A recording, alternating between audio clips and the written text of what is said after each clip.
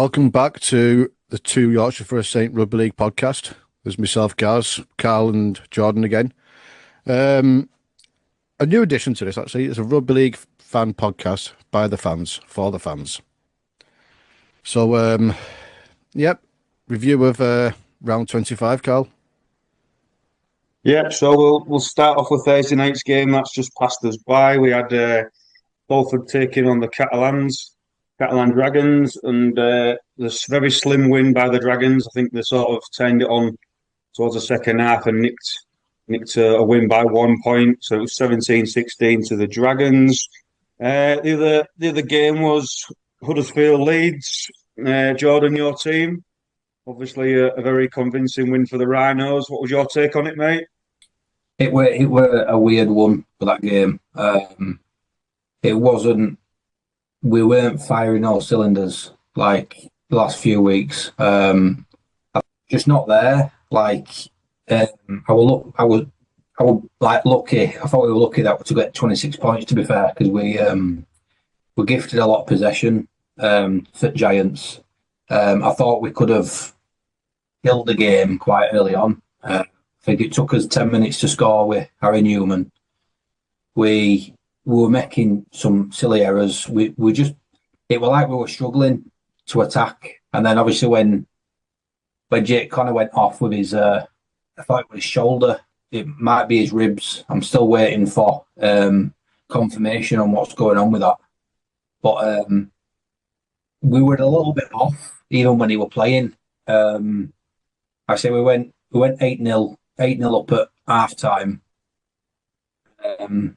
We just weren't there. It were weird. We had enough people on that pitch to perform, and I don't think like we were there. And I think I mentioned in my podcast this week that I felt like if we played like that in the playoffs, I think we'd struggle or played anybody else for that matter, because obviously Huddersfield are a little bit similar to Salford and Castleford. I know Castleford won this week, but that sort of thing where they're not performing well and attack's not there, and I just felt like I thought his defence was solid, and it sounds harsh because like I say we won the game and we've conceded 12 points in last 4 games, which is immense. Like I say, we've just nilled again, nilled for the second week in a row. So it sounds like I'm being negative, but it's one of those things. I know we had more in us in that game, and we weren't playing. We weren't even half the team that we were against OKR when we played you, Carl. But yeah, I'm happy that we won, and that you take that, don't you? And did leave some points on the field, I thought, but yeah, again, if you can afford to take your foot off the gas and save some energy for the playoffs, then why not? Yeah. I think the only question mark I want to make with Leeds is I don't know who plays that wing position if everybody's fit, because as much as Chris Sankinson's coming in and done a job, Riley Lund played first 17 games, and then you've got obviously Edgar as well. So I'm not too sure where that fits in with Rhinos, but yeah. As an outsider looking in, Gaz, is it as simple as that Connor went off at half time and Rhinos just struggled for a little bit of direction in that second half? Yeah, sometimes it can be like a mentality thing. I'll go into it more when we get round to our game, but we didn't have Morgan Knowles. It was our goal forward, in that pack. And I think we sort of held back a little bit because of it, because we didn't have that direction. But like you say, with the Jake Connor coming off, it's like you are sort of losing your anchor, like your anchor man who's just in the middle, he's organising everything. Brodie Croft, I thought he had a fantastic game either way, but yeah, but at the same time, I think, well, you've almost guaranteed a win. No disrespect to Huddersfield, but yeah, you did the basics, you did enough. Yeah, so that obviously saw Leeds 26 points to 0 victory over the Giants at their place. Right, I don't know if this is a positive one or a negative one for you guys, but Friday night we'll talk about St Helens versus the champions Wigan. We saw St Helens 4 points to 18 of Wigan's. What was your take and sort of review on the game? What was any turning points or anything, in your opinion? So the first 20, 25 minutes, we barely put a foot wrong. We were attacking, we were bullying, we were defending, took the game to them. But we played them at their own game, basically. And we got the try for it the first time. And then after about 20 minutes, momentum was shifting. It's like there was something changed in that wing side or our side, where we sort of backed off a little bit and they got on the front foot. And we didn't recover from that for the rest of the game. Using again, injuries an excuse, I never would, but without Morgan Knowles at 13, I didn't mind the idea of Welsby being there, but Welsby's not big enough for that position, in my opinion. You need someone who's going to bust the line and have your full back running off on the support play. I think what you saw is I think you saw Wello trying to make everybody fit into that starting 13, didn't you? He was never going to drop Sailor. He's never going to drop Sailor, and I think it's one of those where, in terms of your best player playing fullback, it's Jack Welsby, isn't it? Probably trying to make a little bit of room.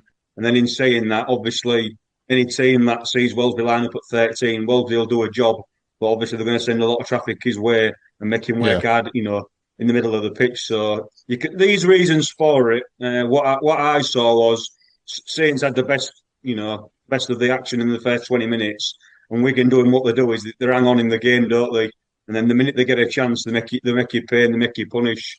And if you can't take the opportunities while you're on top, like you're saying, Saints could have, but they didn't quite get there. I don't think Wigan played that well. I mean, credit to them either way. They got the 2 points and it was fair, but we could have put that game to bed at half time with the amount of ball that we had early on, and we just didn't do it. We haven't got this, we didn't have the killer instinct to just go, right, bang, bang, bang, bang, try. It just wasn't there. And I think it's a mentality thing against a top side, especially where we've not beat one apart from Leeds in the last 2 or 3 years in the top 4 or 5. I think that just sort of plays on the mind. They sort of back off like a Mourinho style of football in a rugby league way, if that makes sense. Yeah. What was your thoughts on it, Jordan?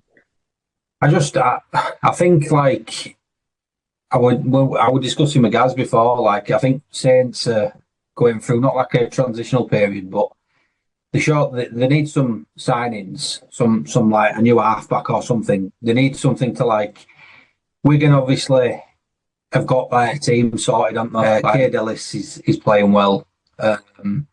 They've got all the players that they need, and it's one of those. It's it's rest of us now to compete with Wigan. Rovers have tipped them there with performances like they've done all season. World class performances. But I think, Wigan are that team that you've got to respect in the sense of they've got players there. When Bevan French plays, Jai Fields plays, they can turn games. Bevan French, I've seen him before where the Wigan haven't played the best. And he only takes a side step from French and he's through. And there's not many people that can stop that. So I was surprised, to be fair, at that result. I thought Saints needed to win that. I thought they needed to have a comeback from week before. I actually do feel a bit sorry for Saints, I'll be honest. They've had some bad weeks. I mean, what is it? They played you last week. Who did they play week before? It was Hull. We played Hull, FC, then KR, and then Wigan. Now we've got Lee this week. I'd say part of the game. You just have to get on with it. No, yeah. I think Gaz summed it up, didn't he? When you're on top of the top 1 or 2, 3 teams, if you don't ice your opportunities, it's going to bite you in the ass. So it's probably correct. That is probably the best way of analysing the game overall. Because what I saw of it, Saints was the best team for a good 25 minutes. They just couldn't quite punish the champions at Wigan. So you know what's coming. So credit to the Warriors. Saints will fight for another day. So we'll move on to the next game on Friday night. Was Castleford home taking on Wakefield. Bit of a shock, this one. I don't know what you boys thought, but I think last week we all tipped the Trinity to get over Castleford and get an easy 2 points, and it wasn't to be because it finished 26-22 to the Tigers. Yeah. I mean, did you boys see much of that? Was it a surprising one for you? saw a couple of tries. I would like to say we all said Wakey, didn't we, in that game? I think that's no disrespect to Castleford, especially with, like say, Hull. They're going with Hull out the head for playoffs. Neither team can afford to lose, really, and I thought that was an easy win for Wakefield. So a bit of surprise considering they put 48 points past Huddersfield the week before. I was very surprised with that, to be honest. Yeah, I think again, unexpected. Again, like you say, no disrespect to Castleford, but I mean, people can say they had nothing to play for, but it's a derby game, so there's still a lot to play for. You know what I mean? There's still the bragging rights to play for, which they now hold. Fair play to them. Yeah. I think at some point they was going to beat somebody, weren't they? You know, I know they've had a torrid season. You know, at some point the law of averages says you're going to get a win, and like you've just said, Gaz, more likely it is a derby game because form goes out the window. But yeah, definitely a surprising result in the end. So we'll move on to Saturday's game, which was the Warrington Wolves versus Leigh. It was a outstanding 34 points to 12 victory for the Leopards. I mean, we touched on Warrington the last couple of weeks, haven't we? And it's like, I think they're just waiting for the end of season booze festival, aren't they? Because to me, they've got had injuries, but let's be honest, we've all had injuries. You can't use that as an excuse to a certain degree. Is it as simple, as they could just do with the season finishing now?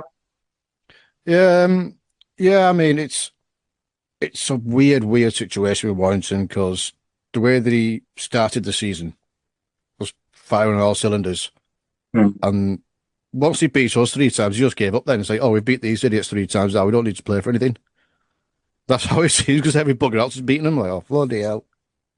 But yeah, it wasn't a shock result for me. I thought Leigh was always going to have more in the tank than Warrington were. So I think they've nailed on 3rd place now, unless we beat them. Yeah. What do you think, Jordan?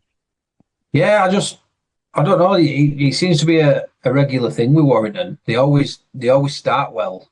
Normally they start probably better than most teams, to be honest. Like we were discussing last week, you know, they get a couple of big signings in. You know, they've always got a big pack. They've always, you know, they're quite arm wrestling games that they always kind of come on top with that.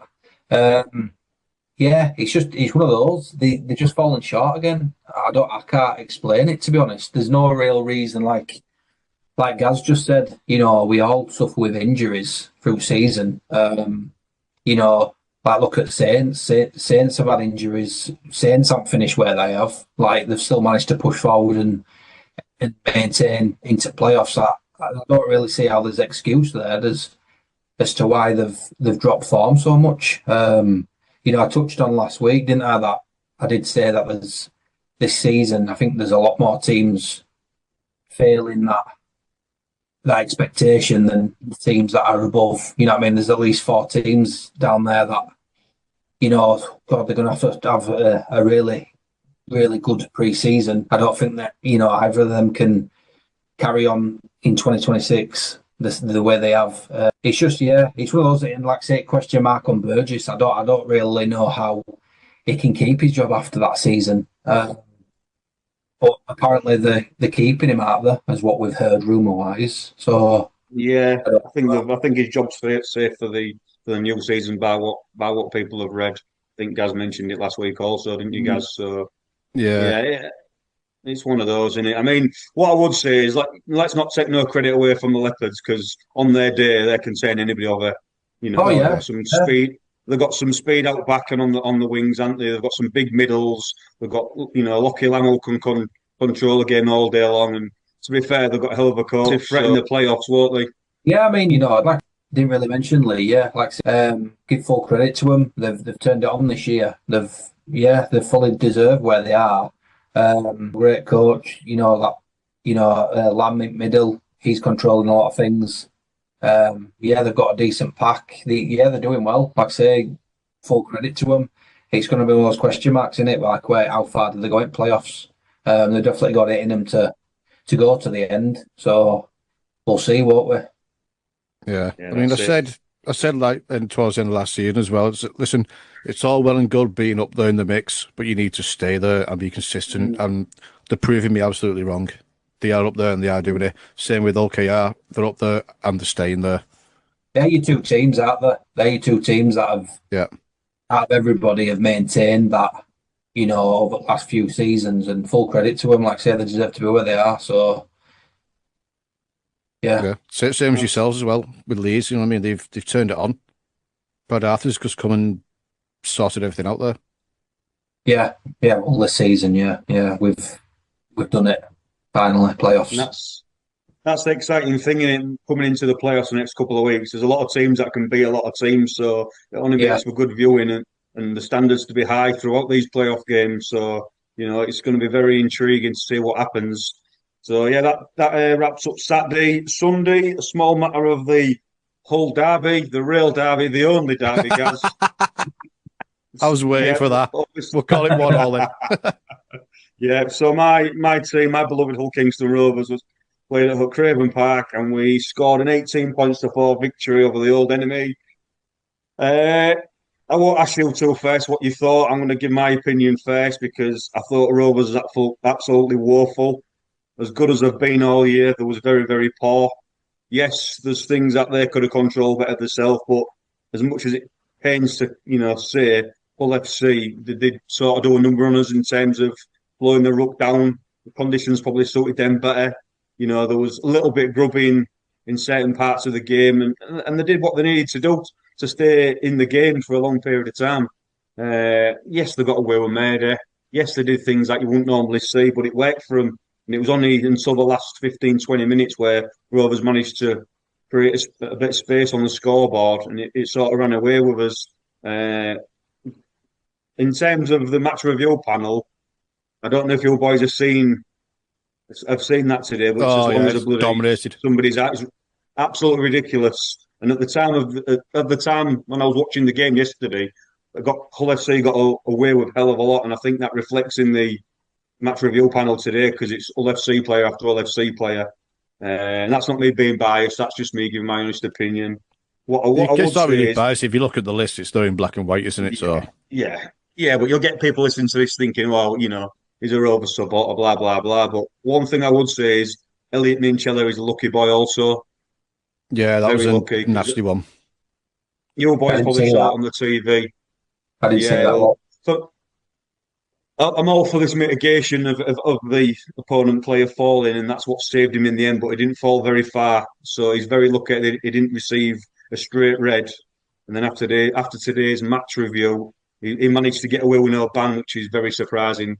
Seemed to be that individual's thoughts on it, whoever's on the panel. So yeah, Hull FC did a job on us, and Elliot Minchella very lucky.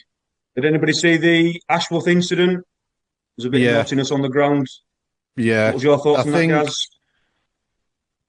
Well, my thoughts on it, I'll keep to my own podcast, but there's certain players, but no, you can't condone it because if it's happened to one of your players, you're going to go apeshit, aren't you? So I'm not going to condone the actions, but I think the referee had no control of the game whatsoever. I think the inmates ran the asylum in that match. But again, I think the better side won in terms of playing rugby league. I think FC wants to come and rattle you, but you stuck to your game. Jez Litton run the show again. And I'm saying again, he needs to be playing for England. End of story. He's the best English. These are what I was mentioning to you, Carl, a couple of weeks back. Like these are the games. I'm sure Gaz will agree with me. These are the games that were like a little bit like Leeds against Huddersfield. These are the games that when you grind out a performance, a result, and it's not the prettiest of performances. These are the games that you win that kind of take you to end. Like, yeah, it was a scrappy game. You probably didn't play your best, but you're in playoffs. You've got the Leaders' Shield. You've won Challenge Cup. You get in there. You know what I mean? You're probably going to get up to grand final. Obviously, depending on what goes on. But them sort of games, those grinding games, they're the one. That's how you maintain your position. Like I say, that's what it's all about. Which Not is what we winning. haven't been doing. Yeah, well, yeah. I mean, it's all well and good blowing away a Salford or a Castleford or whatever, but when we've come to these games where it's a dogfight, like last week against KR, this week against Wigan. Yeah. No, I mean, there's been a few of them we've just crumbled, and we haven't stood up, well, rolled our sleeves up with it. But that's what KR just did this week. Rolled the sleeves up and got on with it. What I mean, though, it's like one of those things like Gaz just said, Carl. It's like, especially OKR, because they have blown teams away this year, obviously, fully deserved. But like I say, sometimes it gets those games where you're having to fight a little bit more for result, but it works for you in the long run. I know, like I say, Gaz will say there's been some games probably this season. Even Leeds, there's been some games this season where we've grinded out a result, and it probably could go either way in the end. But it's like, that makes you a better team. It does make you a better team in the end, because if you're just blowing teams away every week, you're not really feeling that sort of pressure of, what it's like on the other end. So it's like I say, Leeds this season been really good in defence. I think it's probably been one of the best seasons in defence wise. Brad Arthur goes so much on defence, and OKR just as good in defence. But look how much points you put on board. I think the main thing. Obviously, we've come a long way in a few years' time, and like obviously. Your bar raises, doesn't it? You start, what you expect from the team when you're playing well and you're challenging for trophies and in the big games. Your standards raise, don't they? And you've got to keep them standards up for that to be successful all the time. I think the thing is, we're so used to Rovers throwing the ball about over the last 3 or 4 years, and now they're just so defence based. Coming into the back end of the season, into the playoffs. I'm hoping they can get the attack up to where the defence is, because there's a lot of focus on the D and keeping teams to low scores, and they've had a lot of nils this season. But I'm just hoping it's not sacrificing the attack to a certain degree, because we're putting a hell of a shifting in defence. So I'm just hoping in the long run that attack comes back and it don't cost us in the long run. I'll be honest, Carl. I think when it gets to playoffs, I don't think there's going to be high scoring games. I think no. I think when it comes to it, I think, like I say, Leeds playing well in defence this year, you playing good in defence. I think that's going to probably win games in playoffs. I don't think you're going to blow teams away, just like I don't think we're going to blow teams away. I think it'll come down to that defensive effort, and it might even be a 4-point game win. Attacking and scoring points. I don't mean blowing teams away. I mean we look very clunky in attack. We're getting to the back end at sets. And there's not really they're just bombing the ball up and sort of putting the pressure on the other team to come off their back line. Whereas earlier on in the season, every time we picked a pass or we threw a ball out wide, it stuck.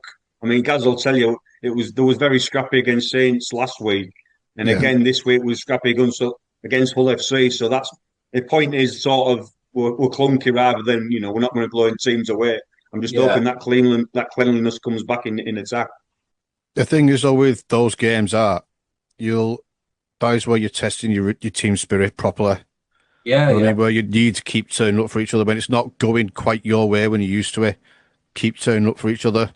If the other team are trying to rattle you with heavy tackles and digs and that, don't react to it. Get your man say, get your head back in. That's where so you're on about the attack. Attack win games, defense wins championships. Just remember that. Right, I think like we were just saying then about like you being a bit clunky and that. Got to remember, we've just finished round 25, right? You've had 24 rounds there of solid rugby league plus Challenge Cup, yeah. So to be fair, they've hit it hard of this season, and full credit to them, mate. To be fair, to see how consistent they've been, like.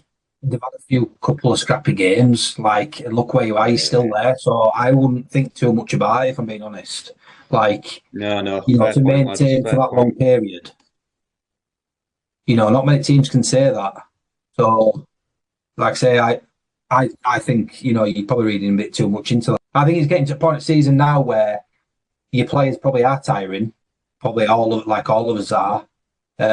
Probably getting ready for playoffs, trying to get some bodies back. passes and stuff might not be great, but like you say, you've been consistent all season. So, like Gaz said, it's your spirit. You know, that's probably what's going to pull you over the line. But I think, you know, hopefully, like, well, you'll get that week off, won't you? And you'll get your bodies back. And, you know, I have full credit that you'll come back and you'll be full team again like you are. But yeah, I don't think it's much to worry about, mate. I really don't. Yeah. I mean, think about how many games you've played. Is it, what, 30 games if you include Challenge Cup? And you've lost, like, what, 3? Yeah. Played more than anybody else, haven't we? So, yeah. Exactly. Well, yeah. To be fair, all three of us make good points, you know, so that'll wrap up the Rival Rounds game. So, guys, give us your magic in terms of your team of the week, pal. Oh, I won't call it magic because I already made a cock up earlier on, didn't I? But yeah. So start with fullback Jay Field. Again, doing what he always does. Off the pass, up the body, like 90 meters. No, as soon as he got through that little gap, I was like, he's gone, he scored. No one's catching him. Liam Farrell, again, punished us in defence when we were poor defence. It's a toss up between this lad and another lad for me, star player. So I'll see where we am in a minute. Keenan Brand scoring that trick. He scored 5 tries in 2 games now. Playing well, then. Yep, finally brought your lad into it, Jordan, Harry Newman. I thought he had played well. I'm going to struggle to get this out. If I butchered the name, I do apologise. Neil Tishamambi, if we've got that right or not. Please tell me I'm an idiot if you haven't. Looked very lively in that game for Salford. He was always causing some sort of trouble. Got Brodie Croft and Chris Atkin in my halves. Carl's looking at me saying, how dare you leave Mikey Lewis out again? But it was a quiet game for Lewis, wasn't it, really? It was a quiet game for Lewis. Yeah. Me props, I've got Alex Walmsley, and bear with me on this, because he was making a lot of meters for us. It was just, nothing else was working. And Mikolai Olietsky, I thought he's come back into the fold quite well. And I forgot, what was it? Joint star player, Jez Litton, the hooker again. And do you know what? Because I've seen more highlights of that game now. I'm going to go with Jez Litton as my star player of the week. Alex Mellor and Junior Nsemba. I thought, again, Junior Nsemba set up one of the tries against us, but he outleapt Kyle Feld, which is not easy to do. And my 13 is Cade Ellis. Good team. Not many arguments I'd change there, Jordan, is there? Not many people No, you change. no, not really, no. It was nice to see Brodie in there. He's been consistent for the last few weeks, to be honest.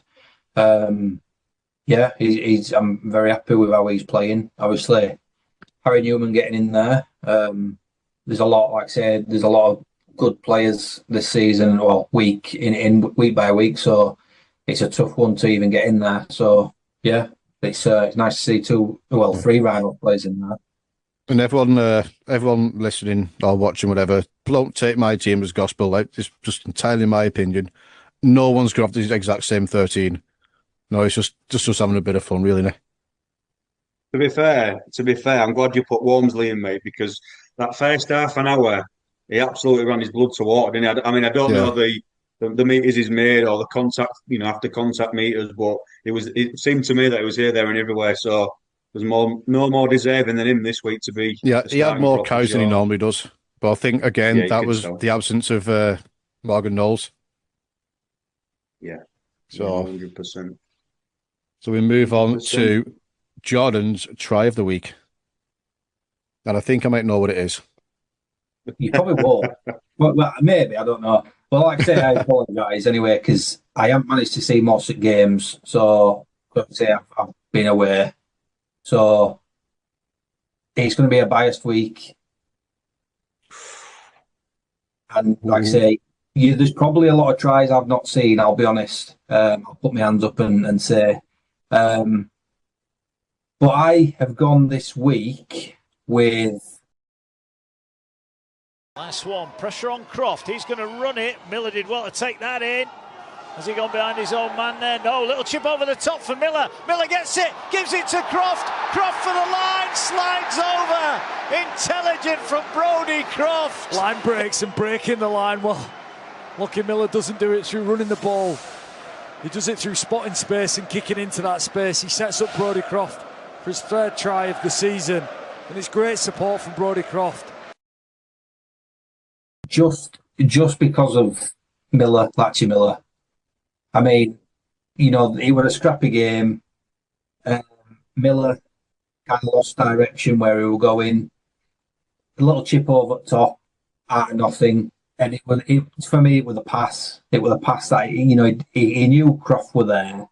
And it was just that, you know, he wasn't looking where he was, but he knew he were there. And it was that little pass to Brodie. And the fact that Brodie knew he wouldn't get over. So he slid over the line and he kind of just slid over try line. Like I say, it's probably a biased week. If I'd have probably seen all the games, I probably wouldn't have picked that one, I'll be honest. But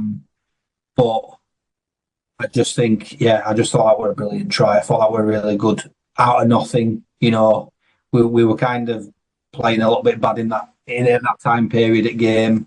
We needed some points and, you know, it come out of nowhere. So I thought that were a good team try, really. Sorry guys, there's probably a couple that you probably thought we should have got it. Is that the one you thought? It's your segment. What you pick is what we go with, son. Is that the one you thought I'd pick? No, I thought you were going to go with the last Salford one on the last second with the kick over the top, and I think they deserved a bit more out of that game. If I'm going to be honest, I did see that we've try. Moved on now. I did see that try. Oh, I was on, and then on the corner as well. I thought you'd have gone for the field try, to be fair, against your boys, where he picks up off the floor and runs 90 metres or whatever it is. I didn't see that one. Like I say. I've seen some Saints fans saying it was a forward pass and it just wasn't. It's just that quick off the mark. I wouldn't have probably picked that try. Do you know what I mean? It was first game at week, at round, sorry. I probably wouldn't have picked it, but it was the one game I saw. And, you know, it was a brilliant try, so... I think we need to make a rule up here, Gaz, in terms of what we do on the podcast moving forward. I think if Jordan's going to pick a try, he can only pick his own team once a season. Yeah, I can see a Leeds Rhinos trying every episode that we do. No, does that mean I could have one Saints playing my team of the week once a season? just put KR's of bloody team of the week, fuck you. I'm down for that. Yeah. No, joking. I was joking, mate. Joking. Like Gaz said, it's your segment. You'll pick the try every week, and the same with Gaz with his team of the week. So fair play. So Brodie Croft try of the week, spot on.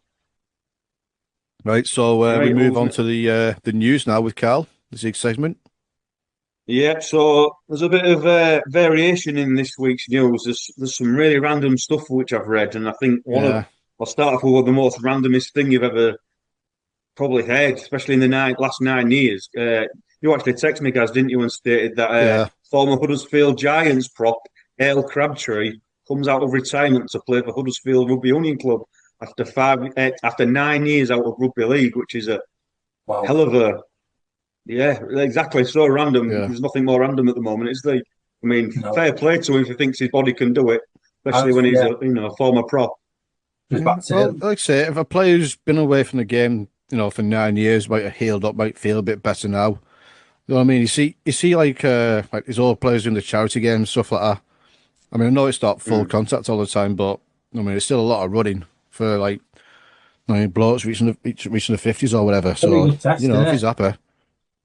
Yeah. Probably a good test to see if he can do it. Like I say, it's more the fitness side of things, isn't it? If he still thinks that he's got it in tank, then full credit to him. But like I say, 9 years is a long time, isn't it, to be sat at a game?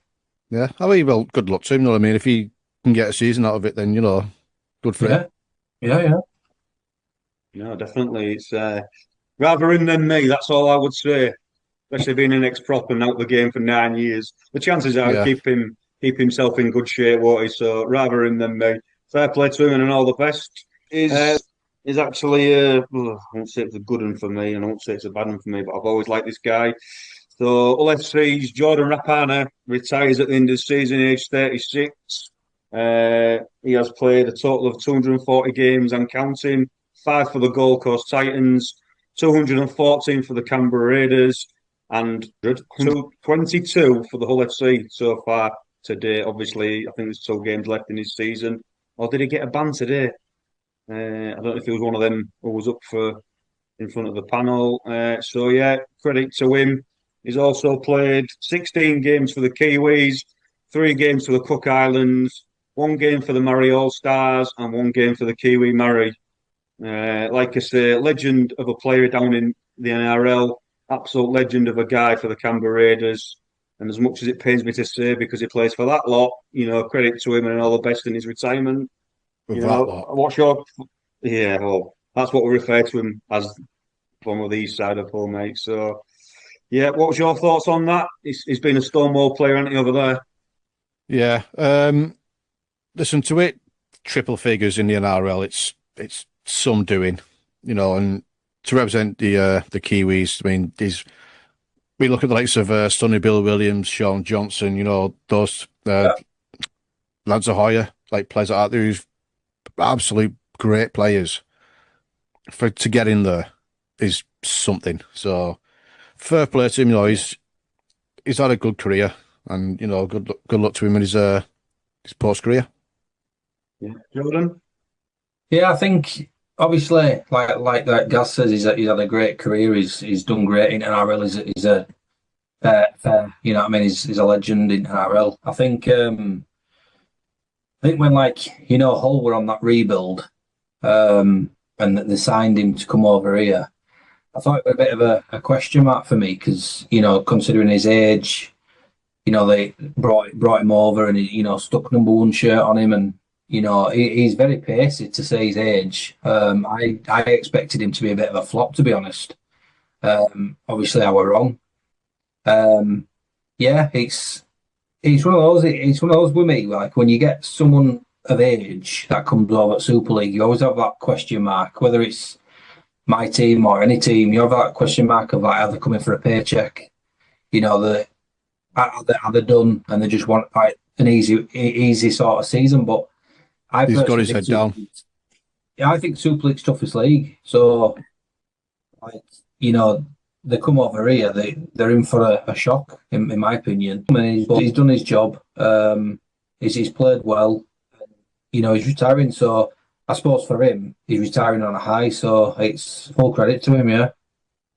Yeah, credit to him, and we hope he bows out in the way he wanted to. A couple of small notes here. They're not playing the top flight at the minute, but they have done in the past for numerous clubs. So at the end of the season, we'll see Greg McNally and Martin Ridyard retired. McNally is 34 years of age. He has a total of 334 club games to date, and Ridyard had 359 club games to date. So again, they're not playing the top level for a number of years now, but obviously they deserve the credit just for lacing up the boots and giving that service to the game. The next one's another big one. Warrington Wolves utility man Stefan Ratchford. He retires at the end of the season, and this is some big numbers here. We've got a total of 440 club games. He's played 108 for the Red Devils, 332 for the Wire, and he's 2 games for England Knights and 6 full international caps for England. Just a quick word on Stefan. He's been a great advocate for Super League over the years, hasn't he? Stefan Ratchford is the reason why he's won so many Challenge Cups in his time. Fantastic player. He's a big game player. Always turns up when he's needed. And I think it's quite insulting. He's only played 6 full international games for England. I would have expected him to have played more, if I'm honest. Yeah. But great player. He's, again, big game player. He's always turned up for them. Yeah, agreed. Jordan, what are you thinking, mate? He definitely deserves a good send-out, a better one than he's getting at the moment. Yeah, he does. He does. I've never been a fan of Ratchford, if I'm being honest. Like, yeah, he's been, obviously, like Gaz said, he's won Challenge Cups. He's definitely been there, and he's been the reason why they've been successful 100%. like for me, I never liked him when he played Leeds. Like he would always, I don't know if that's me just being a bit biased, really, that he'd always turn out a little bit against Leeds. Oh, he always did it against us as well. Don't Yeah. worry, you're on your own there. I don't know, mate. I'll be honest. I don't think he's one of those players you see where I don't think like he's as good as other players. Like I think his caps are probably about right, if I'm being honest, because he's one of those where like he can play fullback, he can play standoff. I'm sure he can play hooker. I'm not sure. I know he can play centre. He's one of those where he's 100%. God's honest truth. I think he's a great utility player. I think if say England or Great Britain, whichever, are short of numbers and we've got injuries and you've got to bring someone in or off the bench, he's a great player in that sense. He can goal kick, he can drop kick, he can, you know what I mean? I'm totally on board with that. I just think like if you're thinking him as like England's number 6 or whichever, I think there's better players. Yeah, I mean, I think he should have appeared more. Maybe not be a starting player, but definitely like on the bench. Or I mean, when you think about it, number one, you've had in his time, you've had Tompkins, now Wellsby. Then in the halves, you've had what in his time, yeah, it's got Johnny Lomax. Also, well, I said fullback. Oh, I don't know. I'm not well. Leave me alone. But you know what I mean. Like when he's been around, players have been coming in and out. Yeah, he's on the right man at the wrong time. If that makes sense now. Yeah. So sometimes there's just that much class in that certain position at the time you're trying to get into these particular teams. Yeah. I get what you're saying. Sometimes it's just timing within your career, isn't it? So yeah, it's the same. It's one of them. That not as many internationals as you think. Yeah, definitely. When you think about white players that's come through. Nice. I'm not going to go down that road. No, what I would say is, as a coach, every coach I'd imagine wants a Stefan Ratchford. So, in terms of a utility man and a good squad player, he's probably key to a lot of coaches that have had him in the past. Yeah, and also is what being a lot about now is a true professional, and he's only been at a couple of clubs, and there ain't many players out there now where the sort of two man clubs throughout the career. No, I mean credit to him. He's 100%. He's great for the Warrington Wolves, club and stuff. I think, like I say, we were just touching on then about a lot of players struggle for a position because there's quite a lot. That's basically all I were making a point. We're just saying like I think there's better players out there than Ratchford in the positions when it comes down to like international and stuff. I do think there's a few better ones, but like say as a coach for like the club. He's one of those people that definitely deserves the credit. He's turned every time he's put a Warrington jersey on, he's given 100% and full credit to him in that sense. Yeah. And I think for that you've got to give him the credit he deserves, and to rack them numbers up in his career. Yeah, he's only played 6 full international caps for England, but it's a credit to the sport and a credit to himself. So fair play to him, and rest up in retirement, Stefan. Fair play to you. The next piece of news, we've got 3 more left. We'll make it quick because obviously we're pushing on. Josh Sims signs for the Catalan Dragons on a 2-year deal for 2026. It's probably a decent fit for them because there's a lot of people leaving and a lot of people coming, and there's a rebuild on, isn't there? Yeah, Josh Sim is a victim of his ancestry, I think, because his granddad, Saints legend Jeff Pimlett, obviously he's got that stigma on him when he came through. Will he be as good? And as soon as he's shown that he weren't quite as good, he got sort of shit on a little bit. A decent player when he's played. I'm not going to lie. I've had time for him, but if Catalan sees something in him now, then good luck to him. Yeah, fair play to him. You've got to move on and do what's best for your career at the end of the day. That's it, exactly. I've got no issue with that. Yeah, so that's fair play to him. Wish him all the best on that one. This next piece of news isn't confirmed. It's just a rumor at the minute from numerous outlets, social media posts, etc.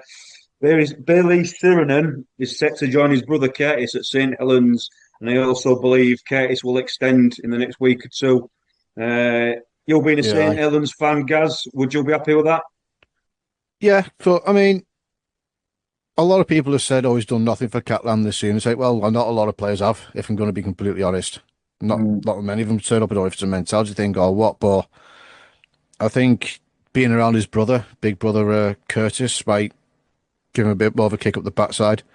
And if I'm going to be 100% honest, I think he's more of a bargaining chip to keep Curtis around.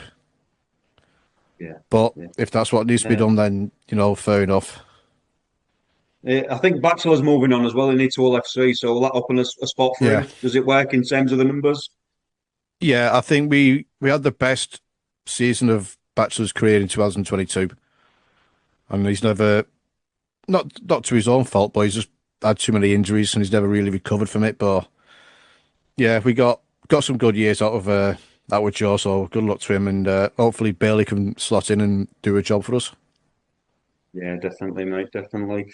I'm absolutely licking my lips at this next piece and last piece of news. Couldn't believe it when I'd seen the video at weekend, and I think we mentioned it last week on the pod, didn't we? So the proof is in the pudding. Darren Lockyer visits the London Broncos, looking to buy the club. I know he was there at weekend, sampling the stadium, the fans, the sort of quality of the game down in London. There's also possible rumours that if he takes over, Jason Demetriou will be the coach. The connects he's got within the game in Australia and England, he can bring a hell of a lot to the London Broncos and possibly really give them a charge for Super League and make them established. That's what I was thinking. That's what I was thinking. I could be completely wrong here, but I feel like if he takes over and does all this stuff, I feel like that's for that reason. I think if they don't get into Super League and he's done all this, I think it'll sizzle out. I think personally, a bit of a weird one. I don't know whether he's on about it because of it being Broncos and it's similar to obviously Brisbane. I don't know if he's tried to do like an English version of a Broncos, maybe. But Jason Demetriou, yeah, absolutely fantastic. That would be ridiculous. It would. It would. Just imagine that. I'm not a London fan, but I'm a rugby league fan.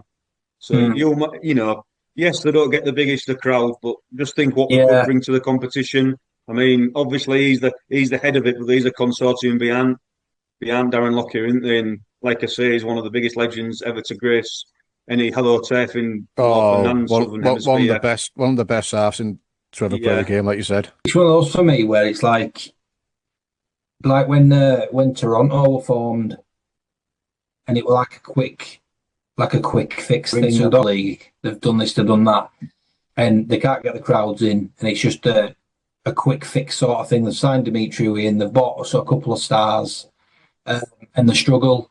I want it to be a thing where it takes them a couple of years to build up and get to that standard. They need to be in Super League for the right reasons. I don't want them to just be right. We've signed these. We're doing this, and they've just kind of jumped into Super League. And I want it to be done right. Basically, they've already been in Super League.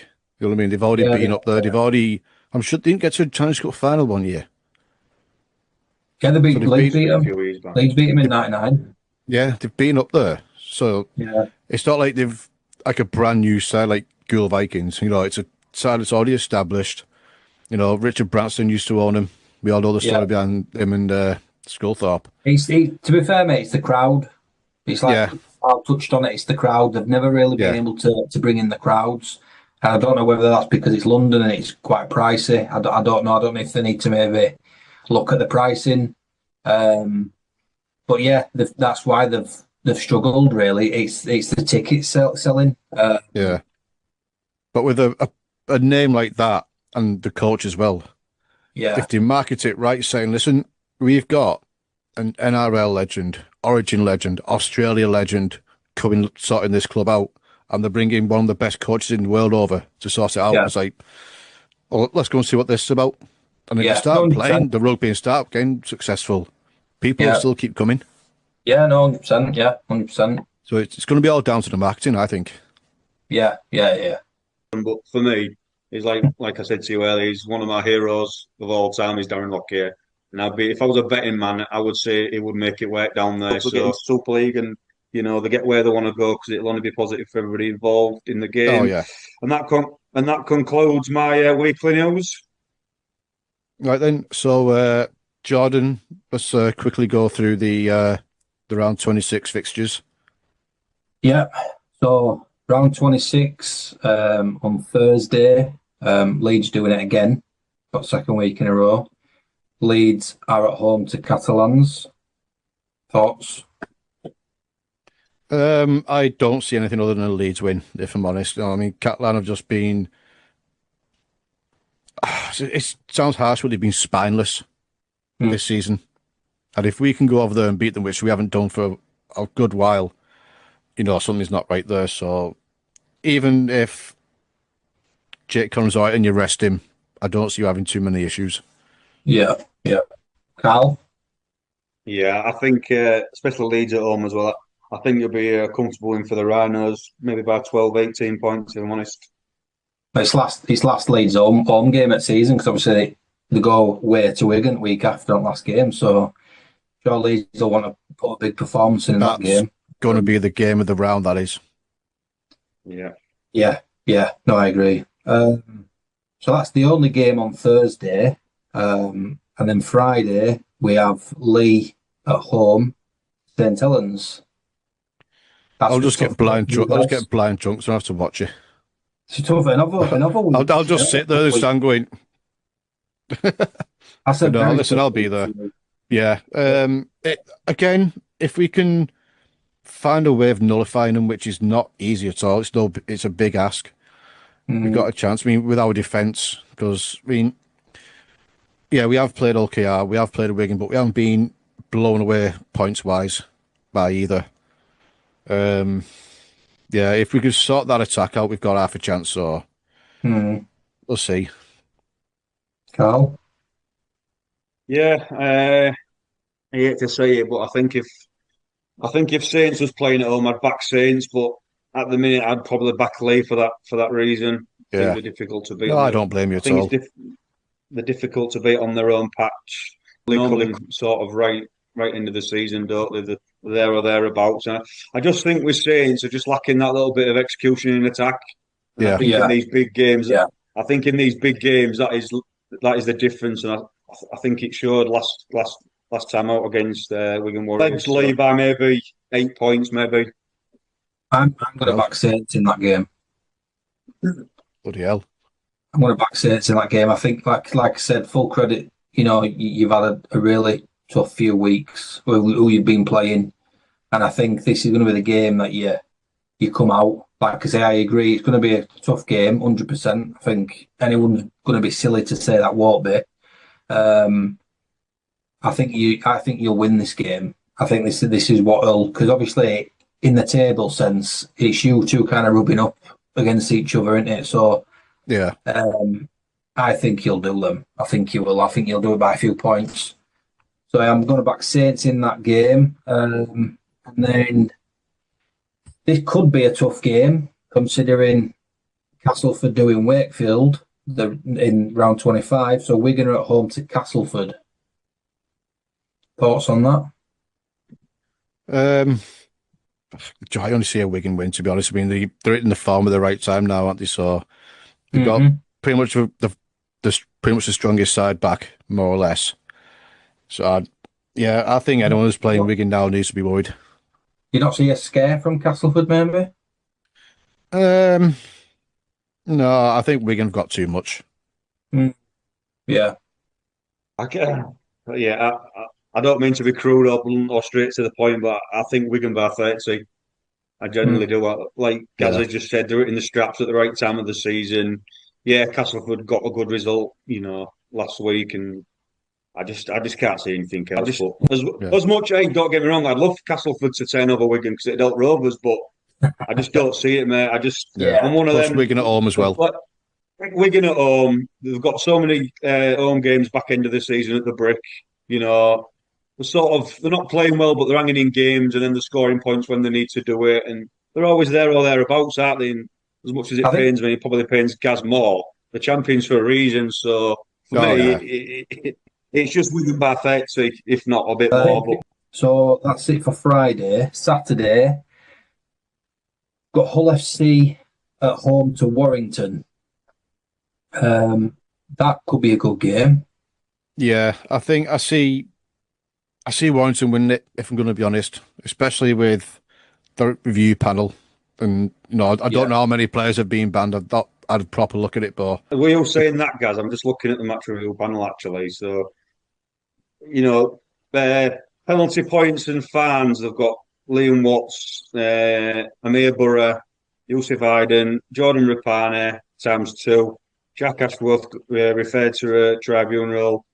So that's probably 1, 2, 3, 4.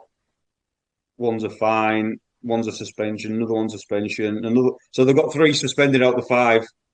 There you go. It'd be an absolute travesty if, I won't say, maybe that's a bit exaggerated, but I don't. He'll definitely even the It'd be game more of a out, Warrington problem if they... He needs to win another game before season end, doesn't he? Yeah. Yeah, I think so. I think Warrington edge it, if I'm honest. Yeah. Yeah. I think we all agree with that one. Well, the next one, do Wakefield bounce back? This could be a tough game. Wakefield at home to your team, Carl, the Rovers. Yeah, So, I fully expect them to take. I fully expect them to take us right to the end again. Now they have got something to fight for, aren't they, in terms of the playoffs? So again, there's probably a bit more on the line for them. But then obviously Rovers want to finish in style, don't they? Normally my heart and my head say different things, but my head and heart are going to say, okay, I'll win by 12. I just think our defence keeps us in games when we need to, and we always find ways of winning, and that's a good sign of a good team. So I expect Rovers to win by 12. No, fair. I've got no argument with that, to be honest. Got one game on Sunday. Last game, Huddersfield are at home to Salford. So we're hoping, like I say, Solly bangs that drum, obviously. Yeah. And tries to continue his march for Salford to get the answers that they deserve. Yeah, I think Huddersfield. I want. Yeah, but sometimes heart is enough. You need the quality in there as well. Yeah, and the numbers. I agree. Carl? Yeah, I think it's one of them where, for the reasons you've just said, I want Salford to pick up 2 points, but they've just been that inconsistent because of the numbers that have been in and out. And I think we said last week they've had something like squad number 72 or something stupid. Yeah, haven't they? And if a load are going out and a load are coming in, and it's all jigsaws, round pegs in square holes. And just even though Huddersfield have had an under-par season, I believe they're more settled, and I think that'll be the difference. I think they're more of a settled squad. There's probably more routine in what they're trying to do, and I think that'll get them the win. Well, that's it, lads, for the rank 26 fixtures. Yep. I'll take you back to Gaz. Yep, and with that is us done. So we want to thank everyone for listening. Thank you for all the support. Keep liking, keep sharing, keep commenting, whether positive or negative. We take it all in our stride, and just keep up with it. Let us know what you think. If you have any ideas yourselves, what you want us to talk about, feel free to let us know, and we'll throw it all in. Yeah, and we'll be back next week to talk about the more weird and wonderful world of rugby league. Yep. Cheers, guys. Thank you.